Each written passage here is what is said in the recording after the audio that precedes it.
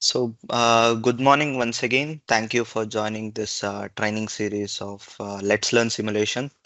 Today we are here with the third session. So, basically on the structural thermal simulation part. So, I believe we have a good number of attendees. So, we will start this training series. So, if anybody is new to this session, so myself, Shamil, so I work here as a application engineer for simulation solution, predominantly on structural and CFD solution. Okay. In today's training series, we will see the training series recap. So far, what was the sessions we have completed, and we will today's session on the heat transfer simulation, so basically the thermal simulation part. So we will see what are the modes of heat transfer and understand the thermal residues, and I will try to set up a simple regulator assembly both in SolidWorks simulation as well as 3D Experience simulation, Abacus. Right, and I will see. We will also see on the result interpretation part. So, what are the results you get, and what you need to look on to that results, and what changes you have to make in your design. And finally, we will also see certain value offering and announcement from our team. So what are the key things happening as per this month? Okay, we will give the update on that. And finally, we will have a Q&A session followed by the answering of this. Okay, so as the series progress, whatever the concerns or queries you have, feel free to put up in Q&A session, and by end of the series or by end of the session, I'll be answering all those questions.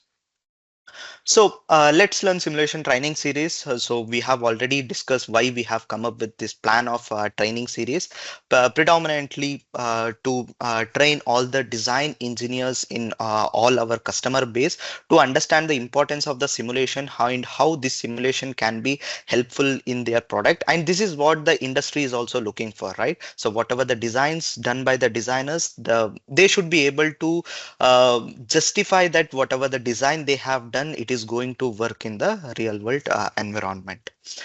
As we already discussed in this year, what we are planned is for fundamentals of FEA and CFD. So basic understanding and introduction to the tool.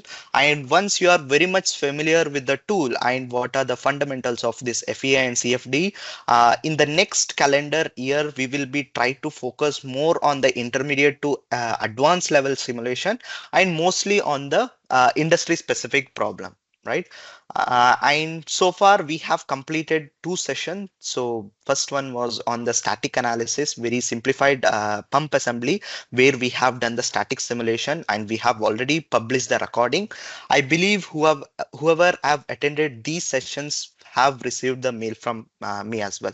And one more session was on the buckling analysis of stool assembly. So how we can perform a buckling analysis and linear static analysis, and how these results can be interpreted, right? So going forward, definitely all your feedback will really help us to improvise this training series as per your requirement. Feel free to tell some feedback or suggestion on this training series, and based on that we will try to improvise our this training series.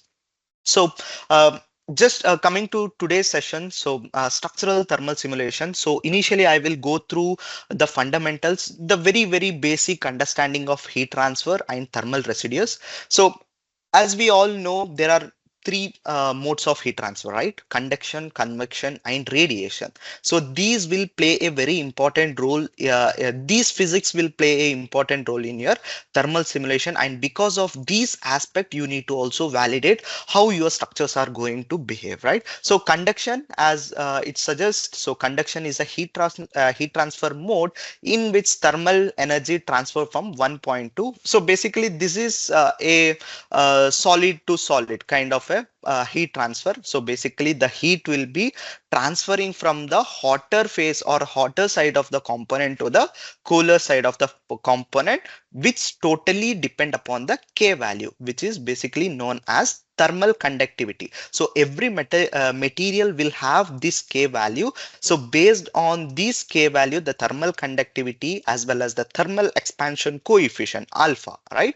So your model is going to deform, and this I will be explaining during this thermal residuals. So basically, as I told, conduction is from hotter side to the colder side. The heat is going to transfer within the solids, right? So again, the thermal conductivity K for different material, it might be metals or whatever the material you are going to use, right?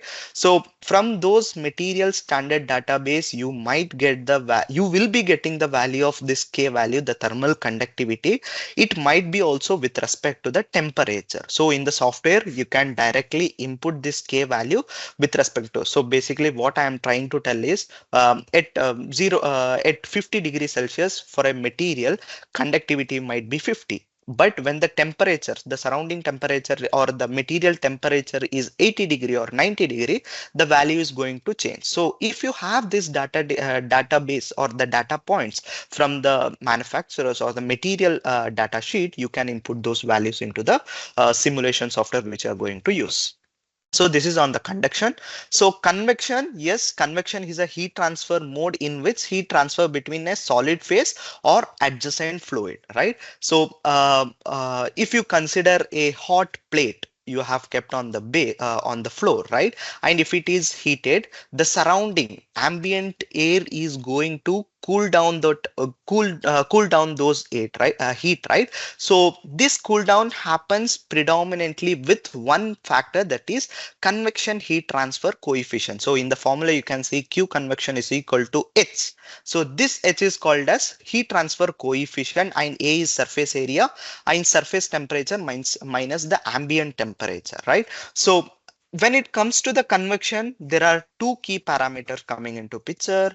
So one thing is natural convection or forced convection. As I told, just an example, if you have a hot base or a hot model kept on the floor, right? And if you do not just in the floor and surrounded by the ambient temperature, because of the very hot air near to the hotter surface of the plate, the buoyancy effect will take place. So what is this buoyancy effect? So the lighter dense the hotter air which will be having lesser density, it will start moving upward, and this way the cooling of this plate happens. So this is very natural phenomena, right? So this is called as natural convection. So when it is a forced convection, just a simple, you are supplying a certain amount of mass flow, right? So basically if you are placing a fan to just to cool down that plate, so that time the it is called as a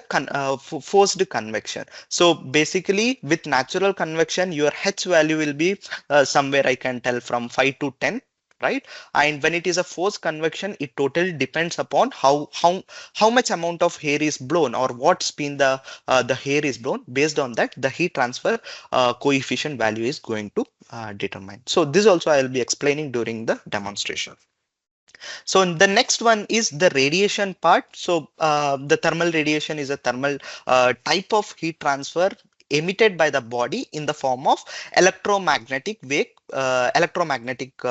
So there need not to be any medium. It might be solid or kind of a liquid, right? So even though without any medium, any object which is above absolute 0 degree temperature, if a body is heat, a small amount of radiation will be happening. Again, it all totally depend upon the analyst whether I have to consider that radiation. If it is very small amount of radiation, you can neglect it, you can assume that it is not going to affect my model so much. Or else if the radiation is too much, what you can do is you can define the radiating surface. So basically you might be knowing the emissivity factor, right? For black body, the emissivity is 1. So it will try to absorb. So basically the dark object will try to absorb all the heat inside. So that depends upon the emissivity. So it all depends upon like how much. So if the model is too heat, it will emit the radiation temperature more, right?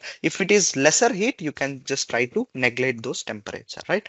So now we will try to understand what is this thermal residuals, right? So the thermal stresses or thermal residual stresses, so basically happens with two things, right? So whenever you are having a non-uniform temperature, you will see some stresses because of those temperature within your model, right? And other thing is the bonding stress, the basically the contact stress. So what happens is if you are using material 1 and material 2 and the expansion coefficient is different, so there you will have a, so anyways I will show in the software.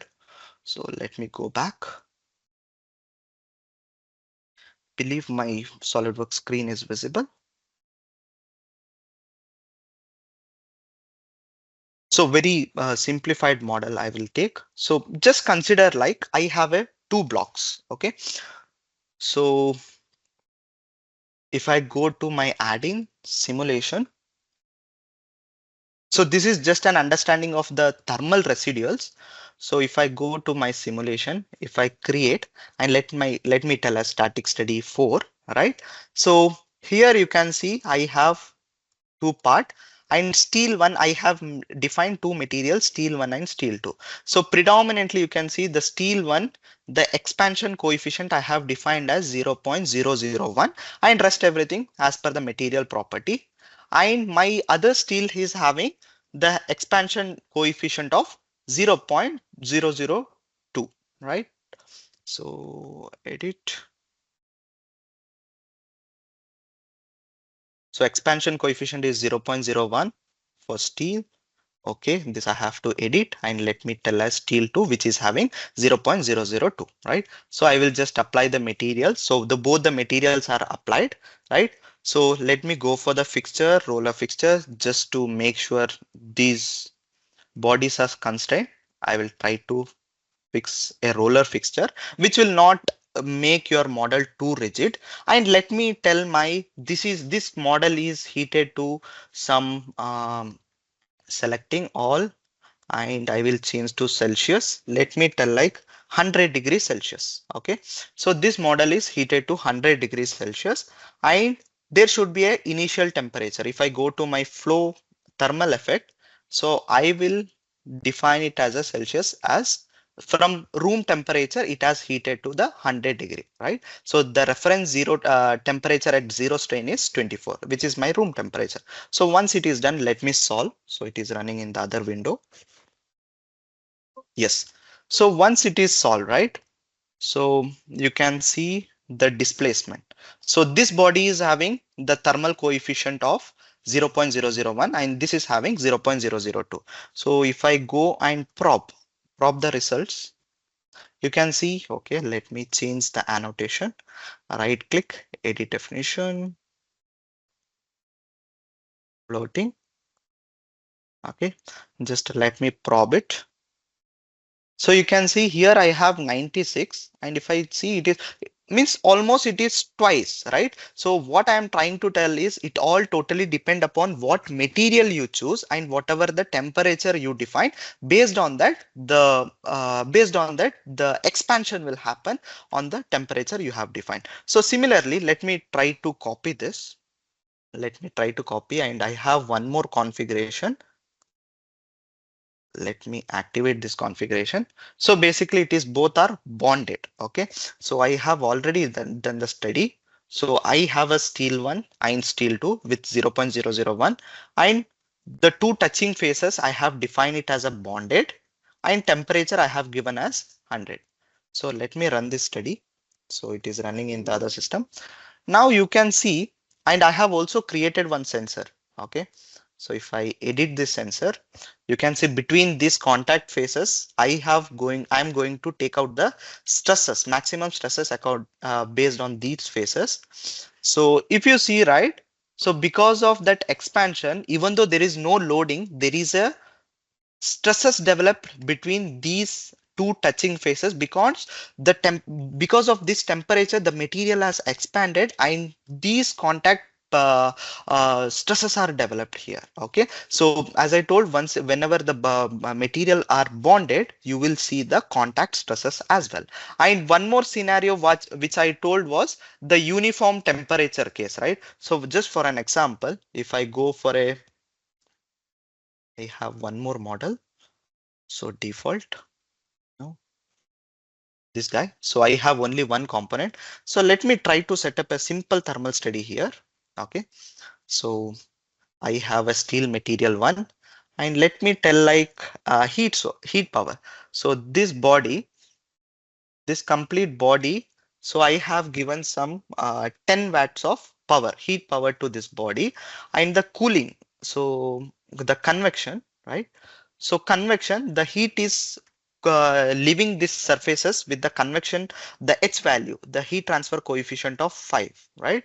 So let me go here and run this study.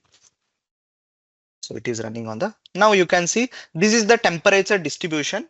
So let me edit and tell like Celsius. So this is non-uniform case. So you can see because of this heat removing the heat flowing out of the surface and the heat source defined, you can see there is a temperature on this part, right? So edit definition, let me keep it in Kelvin itself, right? The very small temperature. If I take a session clipping, yes, okay, let me hide all those things, hide all, okay. So let me take the session clipping. You can see, right? There is a non-uniform temperature here. Because of this non-uniform temperature also, there is a chance of having a stresses. So let me see how I can get the stresses. So let me go to the static study, right? And already I have created a static study, right? So no, okay, I will go here. So fixtures, let me go and fix all these faces, right? So click OK. So for the thermal load, so I will not go and define the temperature. I will go to my thermal effect, and you can see temperature from the steady state, and the thermal steady 2 is what the steady I did, right? And the reference 0 you have in the Kelvin. So let me now run this analysis. So it is running in the other. Yes. Now you can see, right? Because of that non-uniform temperature also, there is small stresses develop on these body. So if I go and tell the floating, you can see there is a small amount of stresses because of those non-uniform temperature. So this is just an understanding like how the non-uniform temperature will play a role in getting the stresses in the body, and the bonding stress when two if you have different material and it is exposed to different temperature, what happens is your material will expand and there is a chance of getting the higher stresses on these components. Okay, so as I told, if you have any questions, please keep putting on the Q&A session. I'll be answering at the end of the session. Okay, now we will go to the actual working of the regulator assembly. Quickly, I will try to set up a study in SolidWorks. Considering a simple heatsink with microchip. Okay, so this is the problem description. So initial temperature is 300 Kelvin, and this chip is having a 25 watts of heat source, and there is no complete heat transferring happening from this chip to the heat sink. So here there is a certain, I can tell like the chip and the heat sink, there is a glue placed in it. Because of that there is a small thermal resistance, so I'll be defining that thermal resistance value and the film coefficient. So let me assume like the fan is blowing from this side. Because of that heat transfer coefficient, I am assuming like 250 watt per meter square, because more heat are going to remove from this side, and film coefficient on this side I am going to tell like 100 watt per meter square. So let me see how we can set up this in the SolidWorks. Don't save. Let me try to open that model.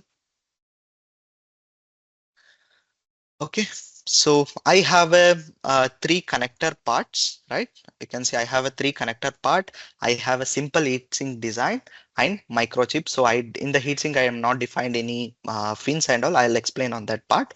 So to set up a thermal study, I will go for a new study. I will tell as I'm going to run the thermal simulation. So let the simulation be default or webinar. I will test something. So thermal, I will click OK. So the material, you can see the copper from the SolidWorks. So this is the advantage of using the 3D integrated solution. So whatever the material you have applied, it has been automatically transferred to the simulation. These four components are copper, and the microchip I have made as a ceramic porcelain. So if you see the material property, density, Young's modulus, thermal expansion coefficient, and thermal conductivity. So all these things you will be getting from the material data sheet of whatever the material you are using, right? So next thing what I will define is, just a second. Okay, so next thing what I will try to define is the thermal interface. So completely it is bonded. As I told, you will be having a heat interference between these two components, right? So again, you can take advantage of the SolidWorks this one. So I have used the exploded view to make sure I can select those components. And there are other way of you can also use the selection sets. Okay. So let me go right click local interaction. For example, if you are difficult to select these faces, you have one more option as well. So let me go to the model. Let me collapse it. Webinar test. Right click local interaction. I will go for automatic. So which are the component? This component as well as this component. I will try to find local interaction. You can see these two touching faces I have. So let me go back. So you can give as a insulated surface or bonded or thermal. So bonded, if you define bonded, there is no resistance. The exact value will be tried to distribute. Okay. So let me tell as thermal resistance. So okay. So here I have in the distributed, I have the reciprocal of the value. So if you see this value is in watt per k meter square, but I have in the reciprocal. So I believe I have already defined here the local interaction. So let me just copy this here. So I will tell. So if you go here, local interaction, so you can see the reciprocal of that for 14870. So the reciprocal of that value I have defined between these two surfaces. Okay.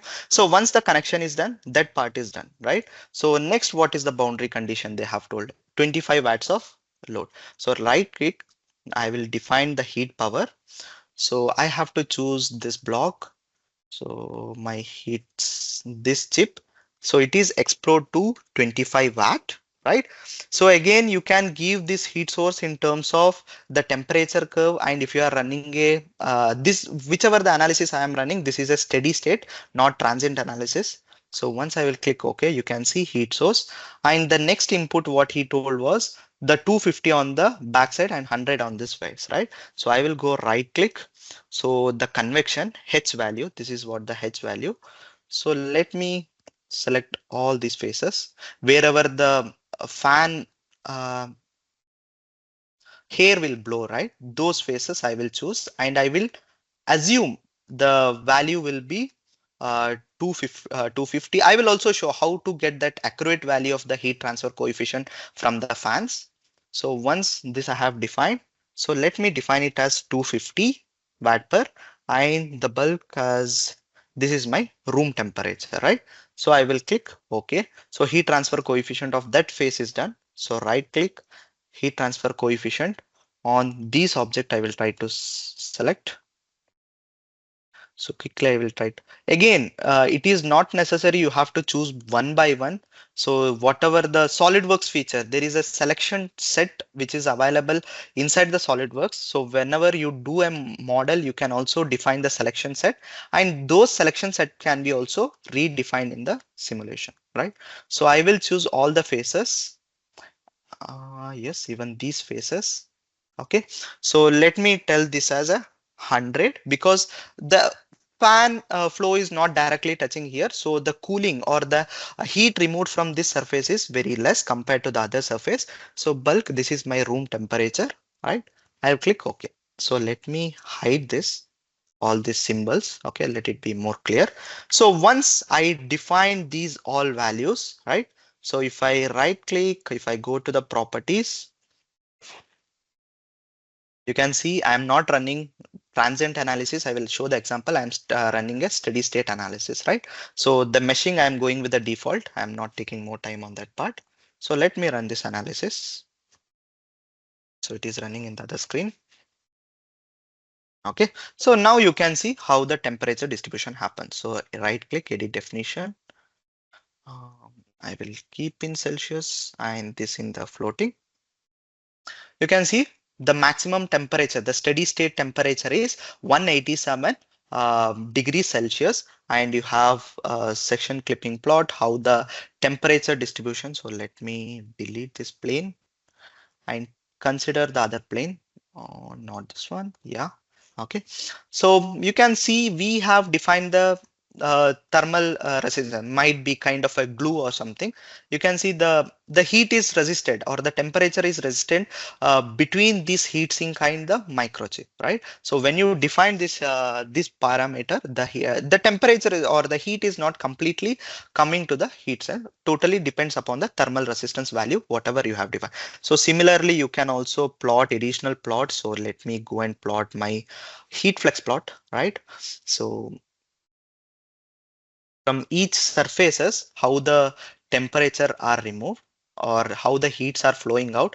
You can see very high temperature release from here because of this sudden change in the parameter or the geometry. So if you had a pure kind of a fillet, you will see a very uniform kind of the temperature removing from these surfaces. So this is how you can see the temperature distribution based on the thermal study you have done. You can also see the list of heat power. So let me choose this phase, update.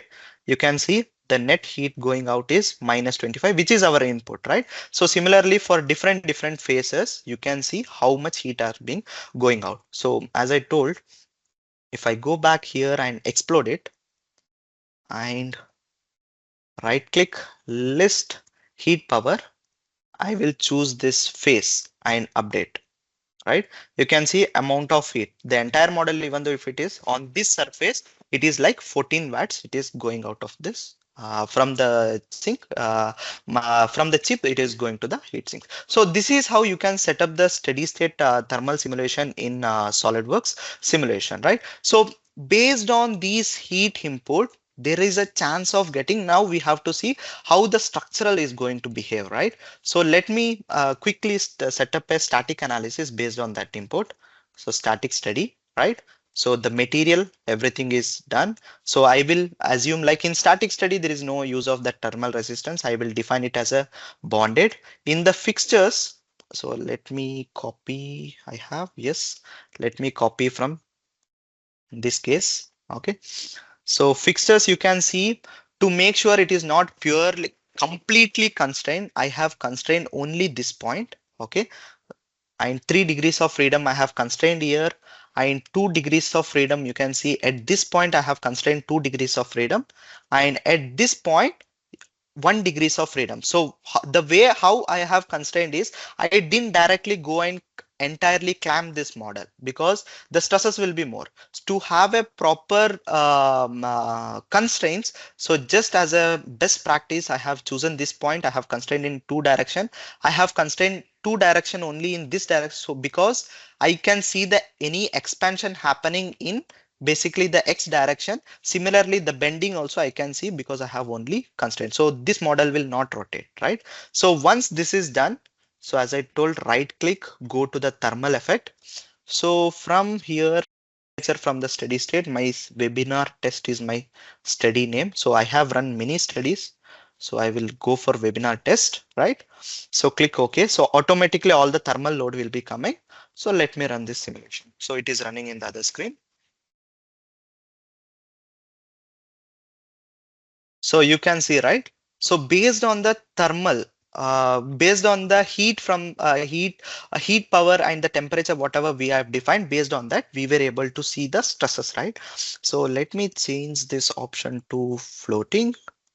And you can see the high stresses at these contact because of, as I told, in near to the bonded location you will have, you can see the stresses at these location. And this is how you can, and again, if you go to the displacement, and you can see how the displacement is going to happen, right?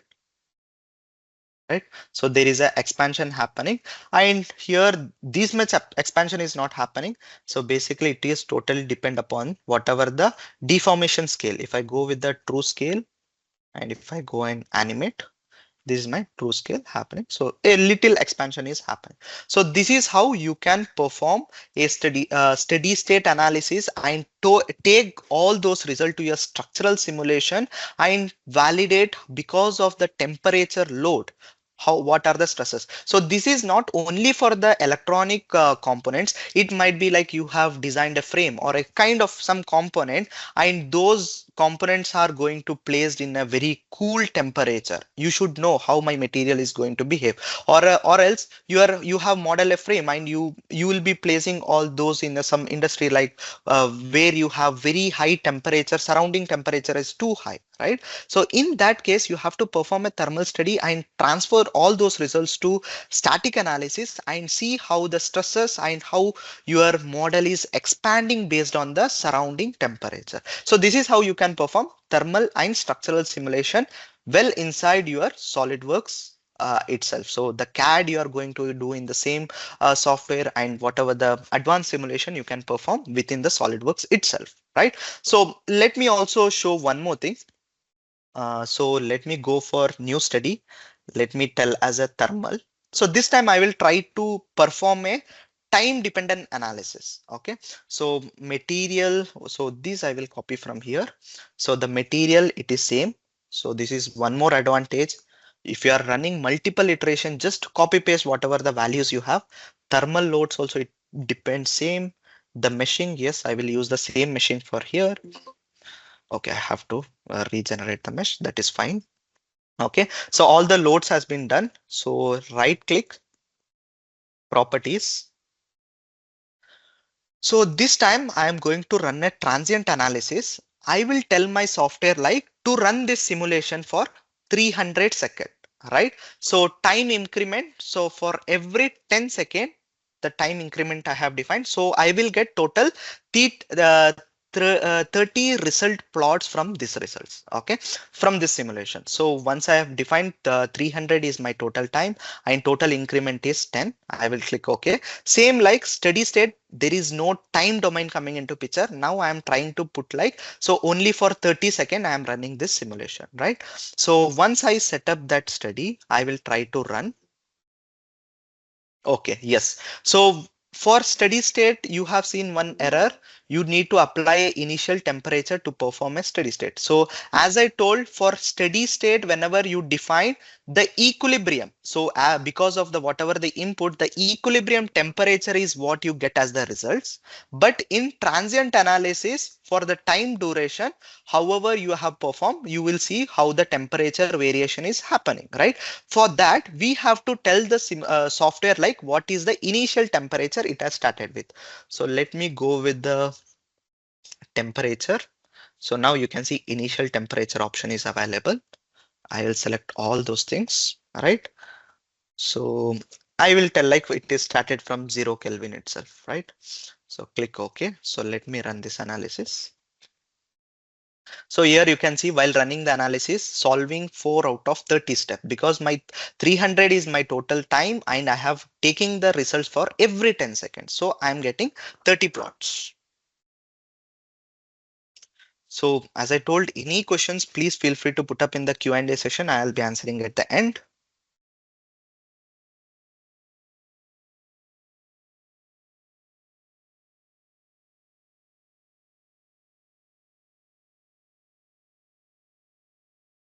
Yes.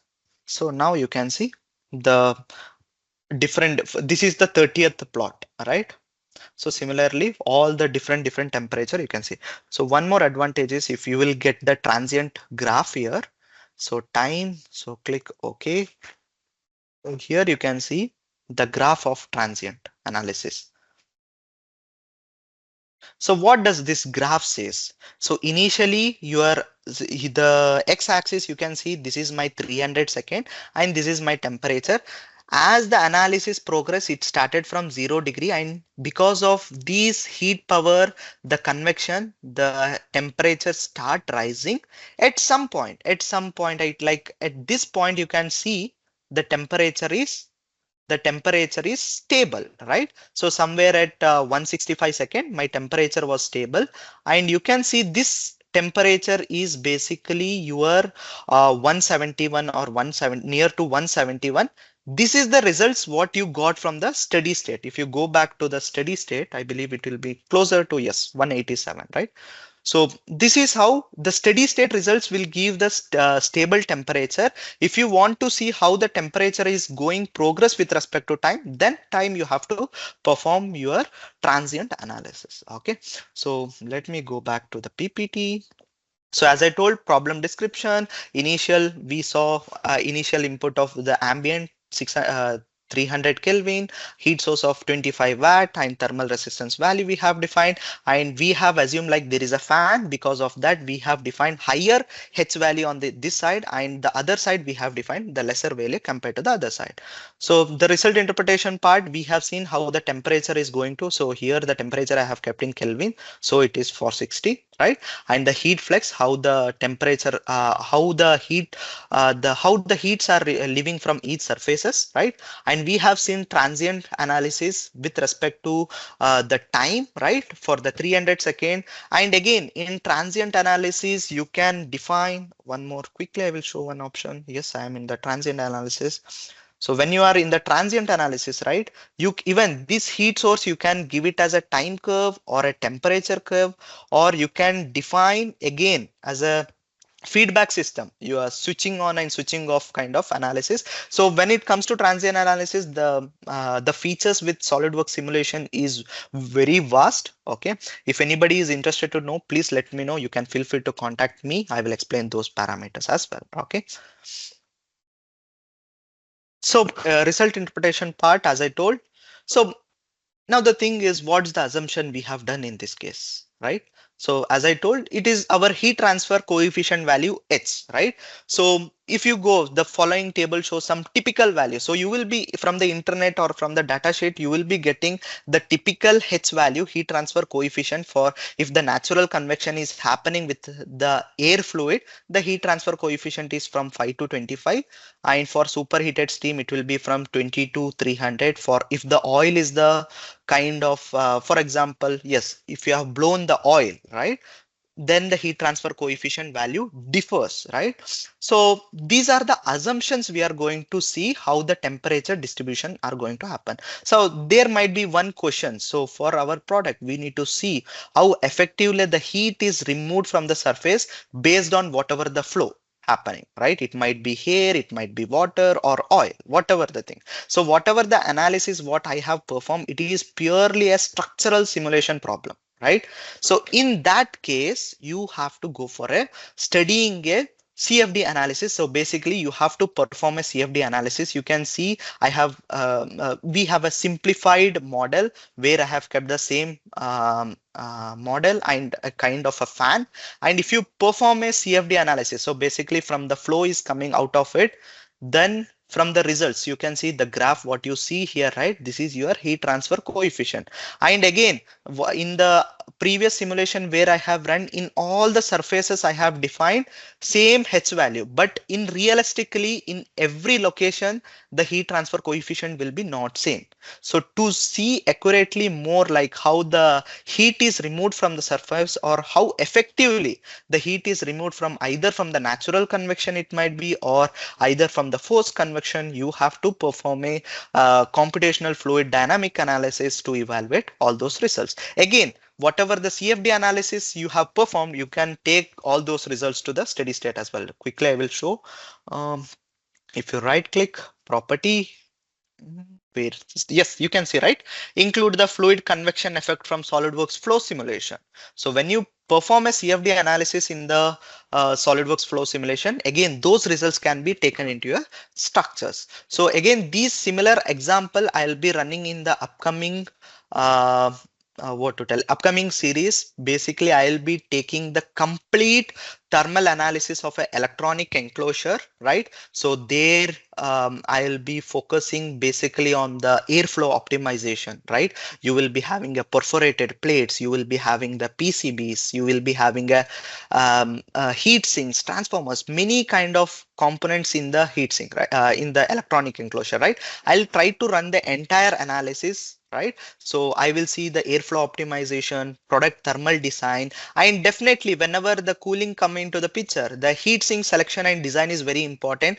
With SolidWorks flow simulation, you have option for parameterization. So when I run the thermal analysis in the upcoming training series, most probably after 2 or 3 sessions, okay, I'll be running this analysis, and we will also see the PCB thermal simulation in the same enclosure, how we can consider the different layers of PCBs, considering the different conducting layers, right? So we will see how that can be performed, and the fan selection, joule heating, and two resistor component, and heat pipes, TEC. There are many parameters coming into the electronic enclosure, right? So I am going to take the example of electronic enclosure and solve all those things. Again, it is not only stick to the electronic enclosure. It might be kind of a mufflers, or if you are seeing kind of, if you are running any type of thermal simulation, the fundamental is base. The three definitely the transfer will happen because of three modes, that might be your conduction, convection, or heat transfer, right? So once I perform this, you can solve any sort of thermal simulation whichever comes with your project. And again, if you have any specific related queries or requirement with respect to your project, feel free to contact me. I can assist you in that as well. Okay. So very quickly, we will see how the same simulation, what I have done in the SolidWorks. Very quickly, I will show with 3D experience Abacus how you can perform. As previously you have seen, we have different number of roles coming in the 3D experience platform. Today I'll be taking this structural performance engineer. So already I have recorded this. It will not take much time. So this will be kind of a revising whatever the study we have created. As it progresses, any questions you come, feel free to put up in the Q&A session. Okay, so right from the SolidWorks, right, I have a task pane for the 3D experience. I will take my folder structures. I will make sure it is going to sit up on the proper folder structure. I will save, right? So well inside the SolidWorks itself, I am trying to save in the 3D experience, right? So once it is saved inside the 3D experience platform, go to the compass, which is called as compass there. SFO, this is my role diagram. So structural performance engineer, that is the role. So I will straight away go and choose my scenario creation app. You have different application there. So scenario creations, once the scenario creation is done, the simulation will launch. So I have to name the simulation. So structural thermal simulation, let me name this. Okay. So once I name it, so regulator, so click on OK. So here it is very straightforward, right? In the analysis type itself, you have a thermal structural scenario. So straight away in the analysis type, you can choose, I am going to perform a thermal structural simulation. So for thermal analysis case, for reference, I am telling like, this is my thermal test. And for structural case, I'm going to tell like, this is my stress test. Okay. So once I have created that, I will click on OK. I will bring up my assistant panel, which will make my easy very simple. You can see the both scenarios has been created. Even from the center, you can see both the scenarios has been created. Just I will fill up these trees. Okay. So finite element, I will go with the automatic. It will take the tetrahedral mesh. I'm going to perform a steady state. So which analysis type you have chosen, based on that, automatically the assistant panel will keep updating. Okay. Just you have to come from top to bottom. So on the parts, I have to define the material. You have n number of material library. Here you can define the, it is the same procedure which I have done in the SolidWorks, but with the different Abacus tool, right? So I will just copy paste all those things. So if you are getting any confusion in what input I have defined, it might be with respect to Abacus or SolidWorks, please feel free to ask. So once the material is defined, you can see in the assistant, I have a right check mark. So setup is done, part is done. So next going to the interaction. So I will create two contact interaction. One is kind of a ideal case. There is no much resistance happening, whichever the ideal value I have, right? So the thermal contact property, this is the default value. I will not choose, I will not change anything here, right? So I will click on OK. Now I will create one more contact property between whichever the thermal resistance I was talking, right? The between the chip and the sink. So I will name it as a chip and the sink, and conducting property. Now I will define here. You can see my SI unit. It is proper watt Kelvin per meter square. So straight away I can no need to take the reciprocal. Straight away I will define 430 and separator distance. So 0 to 0.1. If that small separation is there, still that resistance will take that value. If it is more than 0.2, that resistance value will not take. That is what I have defined here. So once the contact property is defined, I have a beautiful tool called as contact detection. I will try to find all the surfaces. You can see all the surfaces from the simulation it is showing. I will only change one contact surface, that is between the sink and the one to whatever the contact property I have defined, right? You can see I have defined contact, rest everything it is an ideal heat with the default value it is going, right? I will click on OK.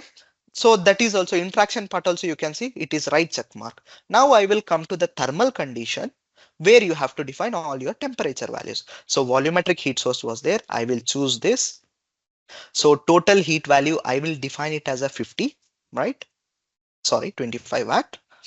So once that is done, initial temperature for the complete model, which is my ambient, right? So it is in Kelvin. So I will define it as 300, not in Celsius. It is in Kelvin, right? So once the ambient is defined, now I will go for film coefficient, which is my heat transfer coefficient value. So there is a tool for automatic selection here. So I will go for 89 degree and I will just propagate. Automatically it will select all this heat sink on the chip, and 100 was my coefficient. And whichever the fan side, right? As I told, you will have more heat removing from the surfaces. I will try to define all these surfaces. Okay, on the bottom I have one. Yes. So on the bottom face I will choose. Now I will tell 250, which is more heat is removed, and 300. As I told, if you want to get this accurate value, you perform a CFD analysis, then bring back. So meshing, automatic mesh selection already I have defined on the top. Just I have to update it, right? The finite model which I have, I will right click. I will go for update. You can see my. So with 3D experience, it is not only tetrahedral mesh. You can see that connectors automatically it has been updated to the hexagon mesh. So now I have, once the thermal study is completed, I have changed to my stress test. So same procedure, setup. So once I take the finite element from the other model, the setup and the part automatically it will be created. So in SolidWorks, I have defined it as a bonded. In this case, I have to define it as a tie, which is both are same, right? So boundary condition, this is one good option here. So in the boundary condition, as I told, I will restrain 3 points. So I will go for a clamp on one location. So it will not take much time. So whatever questions you have, please put up in the Q&A. So this point, I will tell like 3 degrees of freedoms are constrained, right? So other side, I will tell like 2, and other parallel cell, I will tell like 1. Okay. So on this point, I will define, and I will make sure in X direction it can expand. So only Y and Z I have constrained, right? So in the other part, the back side of this model, I will constrain in one direction, only in the up and down. So fixed displacement, I will choose that point. So this kind of restraint only to make sure you are not congesting your model. So it is very simplified or a best kind of defining your constraint, rather than if you go for a fixing of every phase, you will see higher stresses at those locations, right? So only to make sure my models are constrained, I have defined this. So now go to the load. Yes, as I told, whole model, you have to just define 300. Now you have an option called as prescribed temperature here. From this case, I am going to map to my whatever the thermal test which I created first, right? I have to just map it. So I will go to from step. Sorry. Okay, so from the model, I will go to the from step and the thermal test, whichever I have created, right? So just click on OK. Now you can see my thermal test and stress test completely it is done. So as you know, the 3D Experience Abacus comes with embedded cores of 8. Even though your system is having a two core system, you can run those on the cloud with 8 core for free. Right, and again you have more cores to up to 192, 258 also I believe in the FMK you have, right? So in this case, since it is very simplified version of analysis, I will run with my local. My system is having 8 core. I am trying to run with that. So it will not take hardly 5-10 minutes. So I have just take to the results. So this is your Abacus solver basically, right? So on the cloud, you have a Abacus solver. Once you submit, the simulation is going to run with the Abacus solver. So once it is solved, the good thing is once it is solved, I will just close up. The stress and thermal test both have been done. So I will close. I will try to delete. Okay. So both the results I have here. So first thing is the thermal study. So I will delete that assistance. I don't want this. I will make my user interface very crystalline clear. So you can see the temperature, heat flux, how the heat is removed from the different location. So once you are evaluated, you have various kind of plots and the stresses and the result that is post processing. It might be any tool. The whatever the tool you use, it is up to you. The main thing is the integration with SolidWorks. So we have seen most of them do the design with the SolidWorks and they use the third party software. So with Abacus 3D Experience or within the inbuilt capability of SolidWorks, you have all the option to run the simulation where you need not to export or import kind of stuff. So basically whatever changes you make in the SolidWorks, it will automatically replicate in your simulation as well. So this is on the thermal. So as I told, there are certain value offerings and announcement which I thought of putting up from today's training series. So what thing you need to know? So first thing is SolidWorks 2024 SP 3.1. This is the latest stable version available with SolidWorks Dassault systems, and this is ready for upgradation as well as installation. If anybody is willing for upgrade to the latest stable version, feel free to contact us. We will help you in assisting in the upgrade. Again, your license should be under active AMC. So yes, I believe most of them are in the active AMC. So once your license is in the active AMC, you can go for the latest stable version. And there are lots and lots of enhancement happened with respect to 2024. One good thing was now you have an option to save to the older version of 2023 and 2022, right? So and many more on with respect to assembly and the drafting. Yes, in drafting there are lots of enhancement happened. Again, I believe we are having certain good promotion. For example, customers who are now currently working with very older version, it might be 21 20 or 2022 or very older version, and who are not under active subscription, we are having a good promotional offers for them as well.